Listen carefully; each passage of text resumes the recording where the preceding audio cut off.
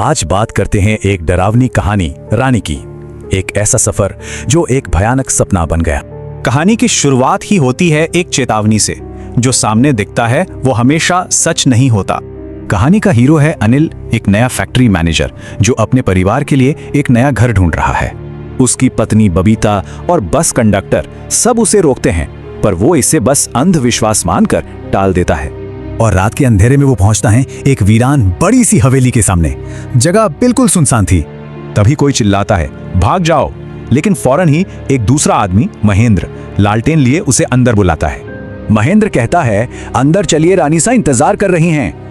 और हवेली अचानक रोशनी से जगमगा उठती है। अंदर अनिल की मुलाकात होती है रानी से।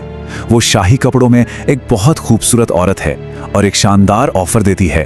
पूरी हवेली का किराया सिर्फ 3000 रुपए। ये सौदा तो सच लगने जैसा था ही नहीं। लेकिन रात होते ही नौकर महेंद्र का बर्ताव अजीब हो जाता है। वो अनिल को हवेली के राज के बारे में चेताता है। महेंद्र उसे रात गुजारने के लिए कुछ बहुत ही अजीब नियम बताता है, जैसे कि आवाज मत करना और सुबह होते ही निकल जाना। और वो रात अनिल के लिए कयामत बन जाती है। उसे अजीब आवाजें आती हैं और फिर महेंद्र की चीखें। अगली सुबह सब कुछ एकदम नॉर्मल था। रानी उसे उसके परिवार के लिए कुछ तोहफे भी देती है। अनिल के लिए एक चांदी की अंगूठी और उसकी पत्नी बबीता के लिए एक सिंदूर की डिब्बी। तोहफे भी कितने अजीब थे। लेकिन घर लौटते वक्त बस में उसे एक बूढ़ी औरत मिलती है और वो जो बताती है उससे अनिल के होश उड़ जाते हैं। वो औरत महेंद्र की माँ थी।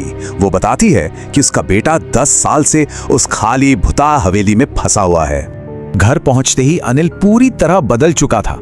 वो अब जबरदस्ती अपने परिवार को फौरन हवेली ले जाना चाहता था। बबीता को कुछ बहुत गलत होने का एहसास होता है। वो चुपके से मंदिर से एक पवित्र धागा ले आती है। हवेली पहुंचकर बबीता अंदर जाने से मना कर देती है। बस फिर क्या था, अनिल की अंगूठी चमकती है और वो हिंसक हो उठता है। अनिल का ये रूप देखकर बबीता घबरा जाती है और पूछती है, अनिल ये तुम कैसी बातें कर रहे हो? पर वो अनिल था ही नहीं। वो चिल्लाता है, बोला ना अंदर चल, जैसे उस पर किसी और का कब्जा हो। वो अपनी बेटी को खींचता है, पर जैसे ही उसका हाथ पवित्र धागे से छूता है वो दर्द से चीख उठता है।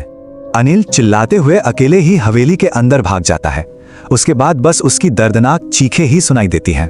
बबीता समझ जाती है कि उसका पति अब कभी वापस नहीं आएगा। वो अपनी बेटी को लेकर वहां से भाग निकलती है। कहानी एक सवाल छोड़ जाती है, जो भी अपनी मर्जी से रत्नागिरी जाता है, क्या वो कभी लौटकर आता है?